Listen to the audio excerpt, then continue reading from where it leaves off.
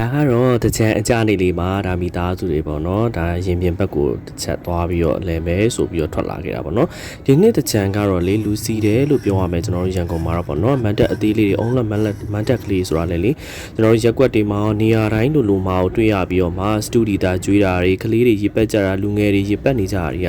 အများကြီးပဲပေါ့နော်ဒါဒီနှစ်ကတော့တော်တော်လေးစီပြန်စီလာတယ်လို့ပြောရမှာပေါ့နော်ဒါကတော့ပြည်သူရင်ပြင်မှာပါတိုးလို့တောင်မရပါဘူးရောက်တယ်ဆိုတာနဲ့ဒီနေ့စပြီးတော့အကြလေးလေးကိုပြည်သူရင်ပြင်ဘက်ကိုတစ်ဆက်လောက်သွားကြည့်မယ်ဆိုပြီးသွားလိုက်တဲ့အချိန်မှာလုံးဝတိုးမပေါက်အောင်ကိုစီနေပြီးတော့လူတွေကလည်းအရန်များအထဲထဲကိုတိုးလို့မရတော့အောင်ကိုပေါ့နော်ညားပြားလုံးနေပေါ့နော်အဲ့အတွက်ကြောင့်မလို့နည်းနည်းလေးပဲပတ်ပြီးတော့ရေစိုးခံတဲ့အနေနဲ့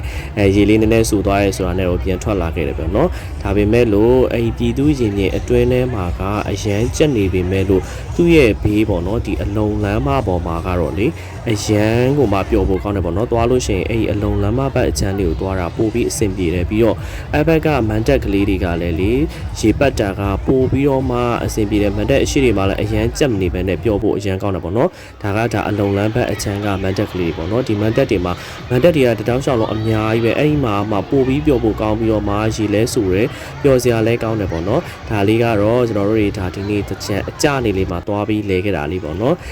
ရေတွေလည်းအရန်ရွှဲပြီးတော့မှပျော်ဖို့လဲကောင်းပါတယ်ပြည်သူရင်ပြင်ထဲမှာတော့အရန်ကြက်နေပေမဲ့ဒီဘက်လမ်းလေးကတော့အရန်အဆင်ပြေပြီးတော့သွားလဲမယ်ဆိုရင်တော့ဒီဘက်လမ်းလေးမှာကားရောလူရောသွားတာအဆင်ပြေတော့သွားလဲတင်ပါတယ်လို့ပြောချင်ပါတယ်ကျေးဇူးပါခင်ဗျာ